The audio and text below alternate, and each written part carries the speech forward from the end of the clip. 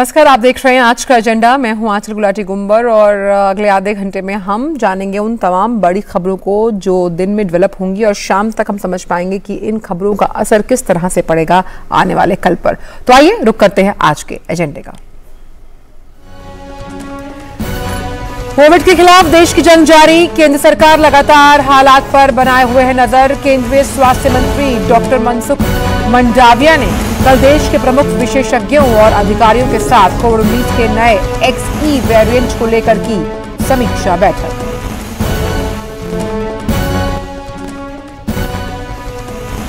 उत्तर भारत समेत देश के अधिकांश हिस्सों में गर्मी का कहर जारी। झारखंड के डाल्टनगंज में पारा पहुंचा 48.8 डिग्री सेल्सियस पर।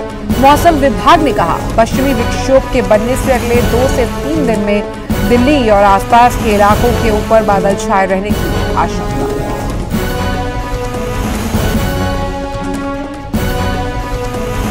और श्रीलंका की राजधानी कोलंबो में राष्ट्रपति गोटबाया राजपक्षे के कार्यालय के बाहर विरोध प्रदर्शन जारी। प्रदर्शनकारियों ने राष्ट्रपति के इस्तीफे की मांग की। वहीं भारत की ओर से श्रीलंका को सहायता जारी। भारत ने 11,000 मीट्रिक टन चावल का शिपमेंट कोलंबो में श्रीलंकाई प्रतिनिधियों को सौंपा।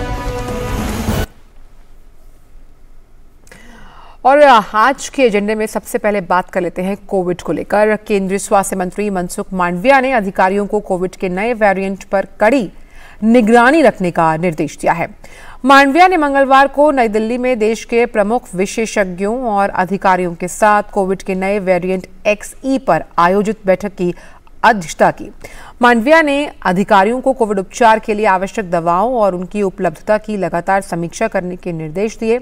उन्होंने सभी पात्र लोगों का टीकाकरण करने पर भी जोर दिया।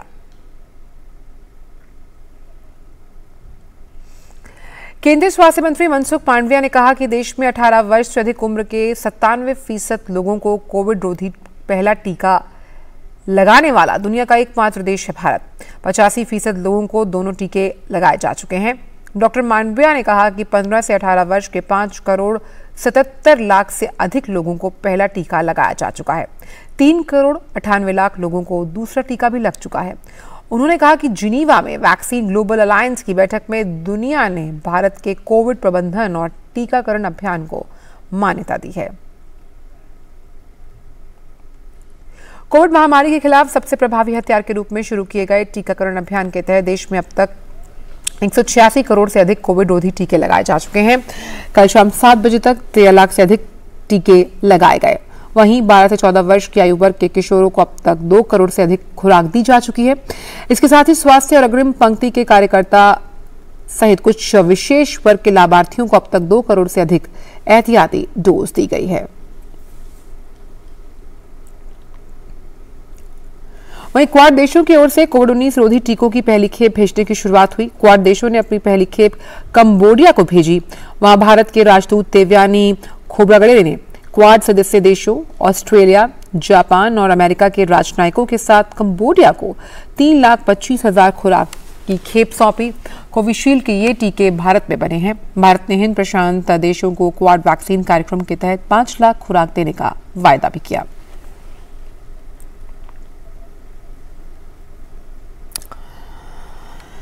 और इसी पूरे मामले पर ज्यादा बातचीत के लिए हमारे सहयोगी नितेंद्र हमारे साथ जुड़े हुए। नितेंद्र, क्योंकि हम बात कर रहे हैं नए वेरिएंट की समीक्षा बैठक को लेकर, लेकिन जिस तरह से हम देख रहे हैं कि जो कोविड रोधी टीकाकरण अभियान देशव्यापी चलाया गया है, राष्ट्रव्यापी चलाया गया भारत का, उसे मान्यता तो मिली है, साथ ही साथ वैश्विक मंचों पर काफी सराहना भी हुई है।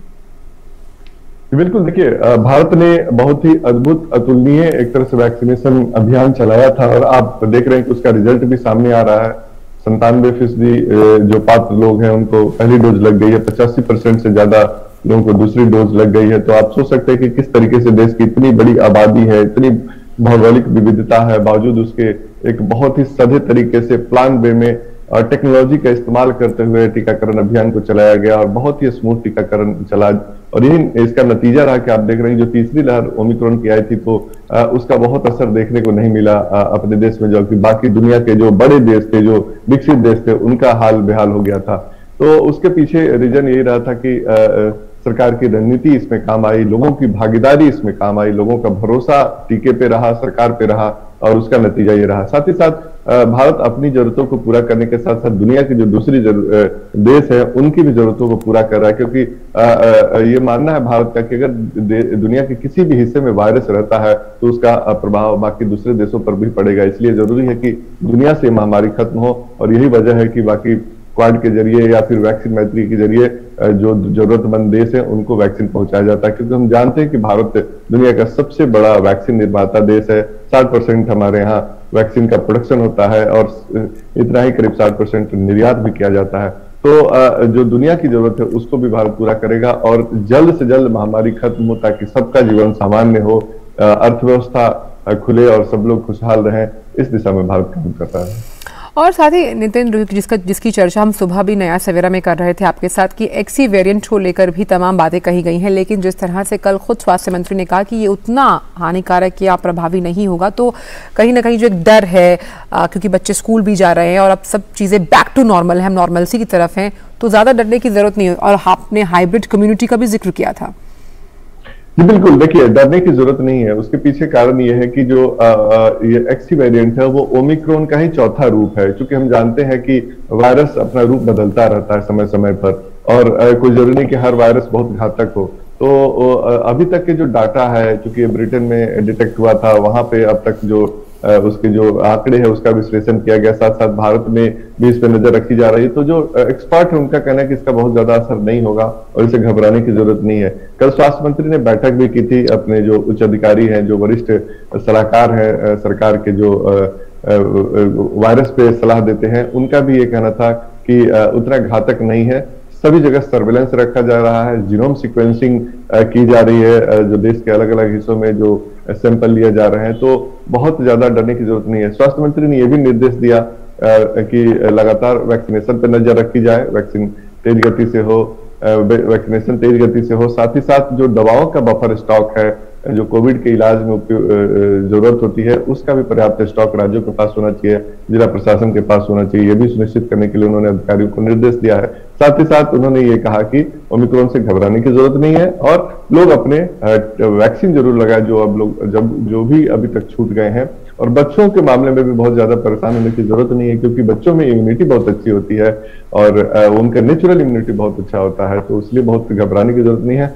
एक बात जरूर है जो सबको ख्याल रखना है, अभी भी चूंकि वायरस हमारे आसपास है तो हमें मास्क जरूर लगाना है, प्रोटोकॉल का पालन करना है, 2 गज की दूरी का पालन करना है, भीड़ भाड़ में जाने से कोशिश करें कि बचते रहें और मास्क। लेकिन बिल्कुल ये बात हम सुबह भी कहे थे, लेकिन नितेंद्र, क्योंकि हम स्कूल्स की बात कर रहे हैं और स्कूल खुल गए हैं और कुछ केसेस हमने गाजियाबाद में देखे, कुछ स्कूल्स में आए, एक आध स्कूल को बंद भी किया गया, तो ऐसे में अगर हम अभिभावकों की चिंताओं की बात करें तो स्कूली प्रशासन को किस तरह से और एहतियात बरतने की जरूरत है, क्योंकि अब फुल हम कह सकते हैं मिशन मोड में स्कूल्स खुल गए हैं, चाहे 10वीं की बात करें, 12वीं कक्षा यानी कि जो मिडिल स्कूल है, प्राइमरी स्कूल है, सभी कक्षाओं को खोल दिया गया है, तमाम एक्टिविटीज जो है वो स्कूल में कराई जा रही हैं। उस लिहाज से कितना मुस्तैद रहने की जरूरत है? देखिए, पहली बात तो यह है कि घबराने की, डरने की जरूरत नहीं है, क्योंकि बच्चों को बार बार एक्सपर्ट बता रहे हैं, दुनिया भर में ये देखा गया है कि सभी जगह स्कूल खुले हुए हैं, खासतौर पे बच्चों के स्कूल तो निश्चित तौर पे खुले हुए हैं और बच्चों में इम्यूनिटी बहुत अच्छी होती है, तो वायरस का बहुत ज्यादा प्रभाव नहीं होगा। और चूंकि बच्चे 2 साल बाद घर से निकले हैं, एक समूह में आए हैं, तो एक्सपोजर उनको मिला, इस वजह से कुछ बच्चे संक्रमित हो रहे हैं, तो उससे भी बहुत घबराने की जरूरत नहीं है। और स्कूल में ये भी निर्देश दिया गया है कि जो स्कूल के स्टाफ है वो वैक्सीनेटेड हो, चाहे वो कर्मचारी हो, चाहे वो ड्राइवर हो, चाहे फिर वो जो शिक्षक हैं या फिर जो भी स्टाफ है उनका टीका लगना जरूरी है। एक तो ये है। दूसरी बात है कि मास्क लगाना, प्रोटोकॉल का पालन करना भी जरूरी है। हालांकि बच्चे हैं, लगातार वो मास्क नहीं लगा सकते हैं, हम सब जानते हैं, बट कोशिश करनी चाहिए कि उनको भी एक तरह से प्रमोट करें। बच्चे आजकल जागरूक हैं, सब देख रहे हैं कि पेरेंट्स भी और टीवी पे चाहे अखबार में वो भी एक चीज और, क्योंकि आप लगातार जब से हमने कोविड काल को कवर किया है, आपने बेहतरीन रिपोर्ट्स दी है कि एक चीज ये भी हमने सुनी थी कि जो भी वैक्सीन है, ये चाहे हम कोविशील्ड की बात करें, कोवैक्सीन की बात करें, स्पुतनिक की बात करें, कि कोई भी वेरिएंट्स आए, क्योंकि हम ये मान रहे हैं कि कोविड-19 के हजारों लाखों में वेरिएंट्स हो सकते हैं, ये सभी पर कारगर होगी। तो यानी कि अगर हम बात एक्सी वेरिएंट की भी कर रहे हैं तो ये जो वैक्सीन लगी है, जिसका बूस्टर डोज भी अब दिया जा रहा है, वो उसके लिए कारगर साबित होगी? बिल्कुल, ये निश्चित तौर पे सभी वेरिएंट पे कारगर है और ये एक तरह से प्रूफ है। और लगातार जो वैक्सीन बनाने की जो कंपनी है, मैन्युफैक्चरिंग कंपनी है, और जो NIB पुणे है, उनके बीच भी लगातार सहयोग चलता रहता है। और जैसे जैसे नए वेरिएंट आते हैं उनके स्ट्रेन उन कंपनियों से शेयर किया जाता है ताकि वैक्सीन में मॉडिफिकेशन किया जा सके, उसमें बदलाव भी किया जा सके समय समय पर। तो हर वेरिएंट पे ये कारगर है वैक्सीन। अगर वैक्सीन आप लगाएंगे तो निश्चित तौर पे बीमारी की गंभीरता से वो बचाएगा, अस्पताल में भर्ती नहीं होने देगा। ये स्टडी हो चुकी है, NIB पुणे की स्टडी है, जिसका हमने रिपोर्ट भी अभी हमने दिखाया है और आगे दिखाएंगे भी हम लोग कि कैसे वैक्सीन काम किया है। तो सब लोग वैक्सीन जरूर ले जो पात्र लोग हैं, और मास्क लगाएं। इससे बड़ा कोई हथियार नहीं है, सबसे बड़ा वैक्सीन मास्क है। और घबराने की, चिंता करने की बिल्कुल जरूरत नहीं। बच्चों को स्कूल भेजे और पेरेंट्स भी बेफिक्र रहें। बिल्कुल, और आपने इस मंच के माध्यम से बहुत सारे अभिभावक जो DD न्यूज़ अगर इस वक्त देख रहे हैं तो उनकी चिंता हटी होगी। और लगातार आप बेहतरीन रिपोर्ट्स जो पुणे से हमें भेज रहे हैं, जिसमें हम कई ऐसे शोध के बारे में बता रहे हैं जो हमने पहले कभी सुने भी नहीं थे कोविड-19 से जुड़े हुए। बहुत बहुत शुक्रिया नितेंद्र, इन तमाम जानकारियों को हमसे साझा करने के लिए। तो डरने की जरूरत नहीं है, अगर आप अपने बच्चों को स्कूल भेज रहे हैं, बेहिचक स्कूल भेजिए, पर उन्हें कोविड प्रोटोकॉल बिहेवियर के बारे में पूरी जानकारी के साथ आप स्कूल भेजें। आज के एजेंडे में वक्त छोटे से ब्रेक के उस पार जानेंगे भीषण गर्मी के बारे में। जुड़े रहिए DD न्यूज़ के साथ। सनफ्लेम होम अप्लायंसेज, सबकी पहली पसंद। Sunflame, the clear choice. और ब्रेक के बाद आज के एजेंडे में आप सभी का स्वागत है। बात करते हैं दूसरे एजेंडे को लेकर और बात करते हैं गर्मी की। भारतीय मौसम विभाग के अनुसार मंगलवार को जो तापमान था अधिकतम वो 41 डिग्री सेल्सियस दर्ज किया गया। अगर झारखंड की बात करें तो डाल्टनगंज में ये पारा 44.8 डिग्री सेल्सियस पहुंचा। गुजरात, राजस्थान, मध्य प्रदेश, उत्तर प्रदेश सहित कई राज्यों में कमोबेश यही स्थिति बनी हुई है। मौसम विभाग ने पूर्व अनुमान लगाया है कि पश्चिमी विक्षोभ के बनने से अगले 2 से 3 दिनों में दिल्ली और आसपास के इलाकों के ऊपर बादल छाए रहेंगे। पश्चिमी विक्षोभ के पश्चिमी हिमालय से टकराने के कारण हल्की बारिश होगी, जिससे गर्म हवाओं से शहर वासियों को थोड़ी राहत मिलेगी। हालांकि उत्तर पूर्व और दक्षिण भारत में गर्ज के साथ बारिश की चेतावनी दी गई है, जिससे हम उम्मीद करते हैं कि तापमान में कमी आ सकती है। और गर्मी के भीषण प्रकोप पर बात करने के लिए हमारे साथ हमारे सहयोगी चंद्रशेखर जुड़े हैं। चंद्रशेखर, हमने देखा कि तमाम पंजाब, चंडीगढ़, हरियाणा, इन तमाम उत्तरी जो राज्य हैं उनकी अगर बात की जाए तो यहाँ पर गर्मी का भीषण प्रकोप देखने को मिल रहा है। मुझे याद है कि AC हम लोग चलाया करते थे अप्रैल एंड मई फर्स्ट वीक में, लेकिन अभी से लोगों के घरों में AC चल रहे हैं, ठंडा पानी, शिकंजी, ये सब लोग पी रहे हैं। तो क्या माना जाए कि अभी हाल के कुछ अगर हम दिन देखें तो राहत मिलने के आसार थोड़े कम? आंचल, आपने बिल्कुल सही कहा कि इस समय तक हम लोग इतनी तरीके से तैयारी नहीं करते थे। और ये साइकिल है, एक तरीके से देखा जाए चक्र है कि इसी समय में आपका तापमान जो है वो ज़्यादा बढ़ जाता है। सर्दियों में कोई समय ऐसा आता है कि आपका तापमान जो है काफ़ी कम होने लगता है, न्यूनतम तापमान की मैं बात कर रहा हूँ। तो इस प्रकार से ये एक चक्र है। मौसम विभाग कहता है कि अगले आने वाले आज से लेकर आगे वाले 2 दिनों तक कम से कम बादल छाए रहने की संभावनाएँ हैं। और जो उत्तरी भारत है उसको अगर देखा जाए तो उसमें कई ऐसे इलाके हैं जहाँ पर बारिश होंगी, और हल्की बूंदाबांदी अगर होती है तो भी काफ़ी 2 से 3 डिग्री तक जो है वो राहत लोगों को मिल सकती है, क्योंकि लू लगातार इस महीने में देखने को नहीं मिलती थी, लू देखने को मिल रही है। और उत्तर के भारत की अगर बारिश की बात की जाए तो बनारस की तरफ देखा जाए तो वहाँ पर सबसे ज़्यादा तापमान इस वक्त यहाँ पर रिकॉर्ड किया गया था। और नीचे अगर दक्षिण के राज्यों की बात कर रहे हैं, उत्तर पूर्व की हम बात कर रहे हैं, तो यहाँ पर बारिश बहुत अच्छी हो रही है। तो इससे आप अंदाज़ा लगा सकते हैं कि मौसम में कितना बदलाव यहाँ पर देखने को मिल रहा है। और आने वाले 2-3 दिन में अगर राहत मिलती है, बारिश होती है, तो निश्चित तौर पर तापमान में काफ़ी कमी देखने को मिलेगी आपको।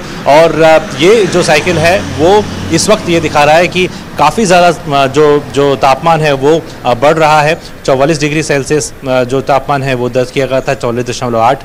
और उसके अलावा इस बार आज के दिन की अगर बात करें तो कहा गया है कि शायद थोड़ी सी कमी मौसम में देख के जो मिजाज है उसमें कमी देखने को मिल सकती है, लेकिन फिलहाल धूप प्रचंड है और सुबह सुबह भी आप तपिश जो है वो महसूस कर सकती हैं। अच्छा, बिल्कुल, इसीलिए जो मौसम विभाग है, मैं पढ़ पा रही हूँ कि साफ तौर पर लिखा है कि 72 सालों के बाद अगर बात की जाए तो 1941 में 29 अप्रैल का अगर जिक्र करें, थोड़ा इतिहास में जाते हैं, तब उस समय 45 डिग्री टेम्परेचर था अगर हम बात करें इन दिनों की। तो उस लिहाज से हमने एक साइकिल देखा कि भाई गर्मी अपने तय समय से पूर्व आ गई। तो क्या हम मानसून की दस्तक को भी ऐसा अंदेशा लगा सकते हैं कि वो उससे पूर्व दस्तक दे देगा?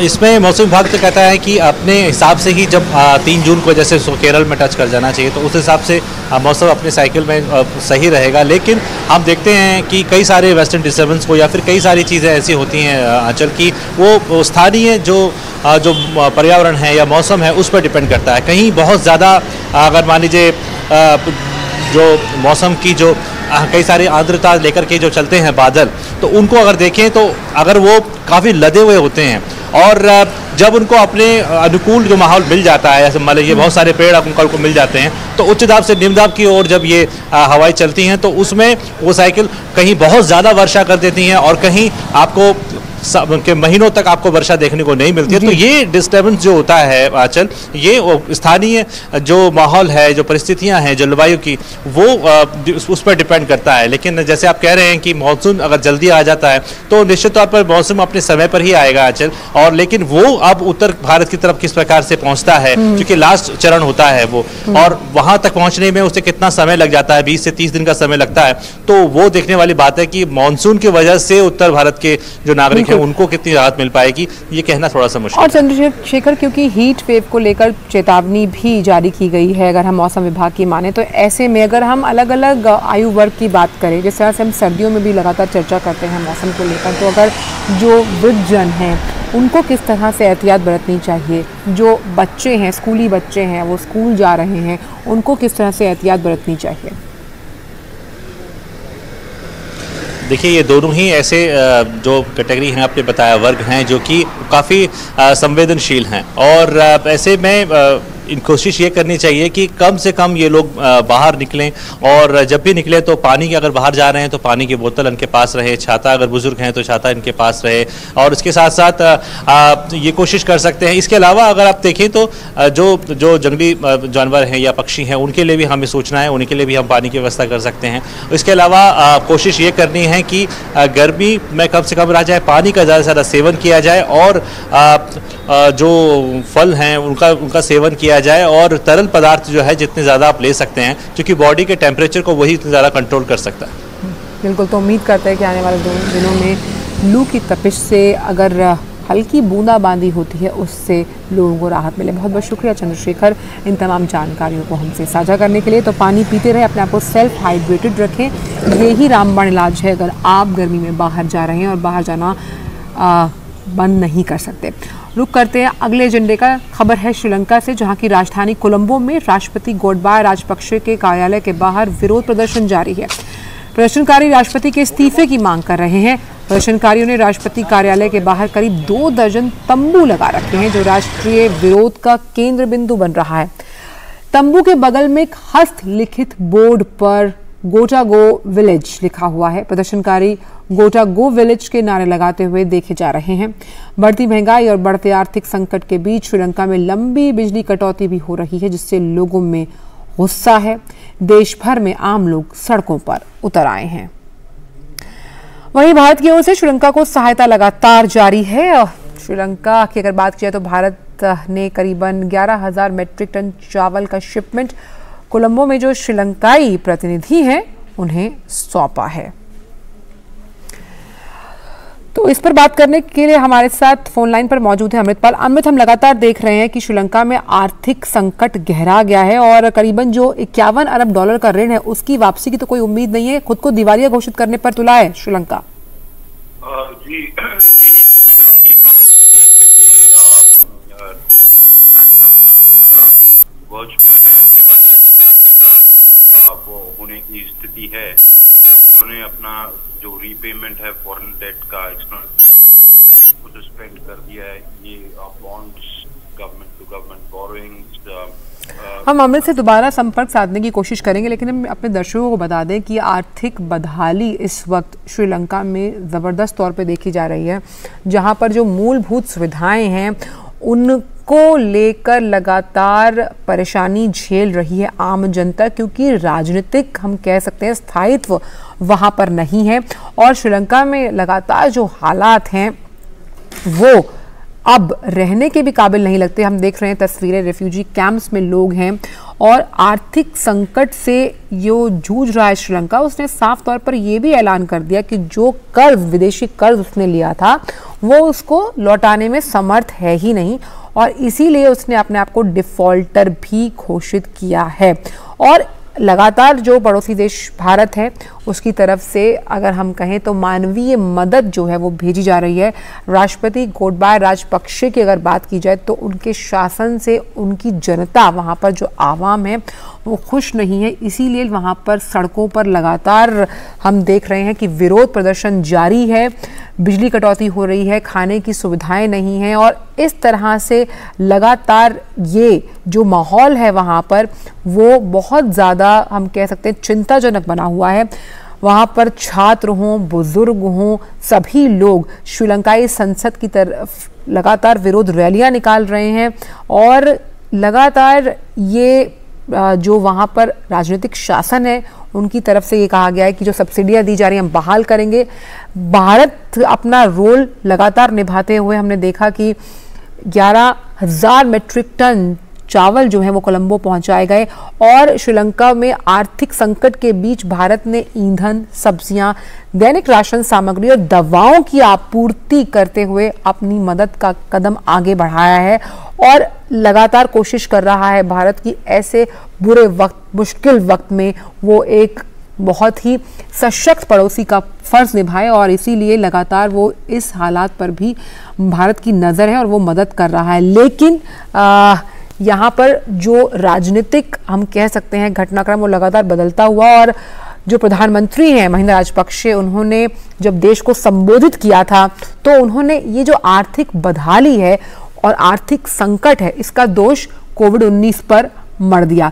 हमारे साथ फिर से फोन लाइन पर अमृतपाल मौजूद हैं। तो अमृत, आर्थिक बदहाली का जो सबब है वो बहुत चिंताजनक, श्रीलंका में आम जनता को मुश्किलों का सामना करना पड़ रहा है, खाने के लिए चीजें नहीं है, बिजली कटौती है, सब कुछ जो है वहां पर बहुत इस वक्त स्थिति चिंताजनक। जी बिल्कुल, इकोनॉमिक क्राइसिस तो बहुत ही चिंताजनक है। क्या जैसे आपने कहा फूड की शॉर्टेज है, खाने की शॉर्टेज है, जो फूड की प्राइसेस हैं वो स्काई रॉकेट कर गई हैं, इन्फ्लेशन अपने अरूज पे है, ड्रग्स नहीं है, मेडिसिन नहीं है। इनफैक्ट उनकी जो डॉक्टर्स या मेडिकल एसोसिएशन है उसने ये अपील की है कि जिसके पास भी जो भी दवाई है वो डोनेट कर दें, क्योंकि पेशेंट्स की जान बचाना मुश्किल है। तो इस पावर कट्स की आपने बात की, कोलंबो जो कि कैपिटल सिटी या राजधानी है, वहां 13 घंटे के पावर कट्स लग रहे हैं। प्रेसिडेंट गोताबाया राजपक्षा ने अनाउंस किया कि फर्टिलाइजर सब्सिडी जो सरकार ने विड्रॉ कर ली थी फार्मिंग की तरफ जाने के लिए, वो फिर एक बार दोबारा रिस्टोर की गई है। करीब 2 मिलियन वहाँ के जो किसान हैं वो इस फर्टिलाइजर सब्सिडी पे अपनी खेती कर पाते हैं। तो स्थिति वाकई काफी खराब है। अब जबकि उन्होंने अपनी एक्सटर्नल डेट जो रीपेमेंट्स हैं वो होल्ड कर दी हैं जब तक के IMF के साथ एक बेल आउट पैकेज या रिस्ट्रक्चरिंग नहीं वर्कआउट होती तो उनके फॉरेन। बिल्कुल, तो हालात अभी वहाँ खराब है अमित। लेकिन अगर भारत एक पड़ोसी देश के तौर पर हम देखें तो लगातार मानवीय सहायता पहुंचाता रहा है श्रीलंका को और अभी फिर से वहाँ चावल की खेप पहुंचाई है भारत ने। जी, ये जो 11,000 मीट्रिक टन चावल उनको दिए हैं, टोटल 16,000 भारत दे चुका है। ये जो $1 billion line of credit extend किया गया था उसी के तहत ये दिया जा रहा है, जिसमें चावल, फ्यूल, मेडिसिन ये भारत उनको उपलब्ध करवाएगा। क्योंकि इस वक्त सबसे ज्यादा इम्पोर्टेंट चीज है कि पॉलिटिक्स टेस्ट वगैरह तो हैं और वो एक स्थिति है, पर कहीं उस देश में भूखमरी ना हो जाए। तो ये एक बड़ी समस्या श्रीलंका के लोगों को, श्रीलंका की सरकार इस वक्त डील कर रही है। और भारत क्योंकि के रिश्ते श्रीलंका के साथ हमेशा से अच्छे रहे हैं और भारत एक रिस्पॉन्सिबल नेशन होने के लिहाज से इस वक्त इस क्राइसिस में श्रीलंका अपने पड़ोसी मुल्क श्रीलंका की जितनी सहायता कर पाए वो कर रहा है। बिल्कुल, और उम्मीद करते हैं कि आर्थिक तंगी के बहुत ही बुरे दौर से गुजर रहे श्रीलंका को लगातार भारत की मदद मिल रही है। उम्मीद करते हैं कि वहां पर हालात बेहतर हो जाएंगे आने वाले समय में। बहुत बहुत शुक्रिया अमृत इन तमाम जानकारियों को हमसे साझा करने के लिए। तो आज के एजेंडे में बस इतना ही। मुझे और मेरी पूरी टीम को दीजिए इजाजत। आगे आप देख सकते हैं न्यूज़ 10 मेरे सहयोगी असीम मिश्रा के साथ। दीजिए इजाजत, नमस्कार।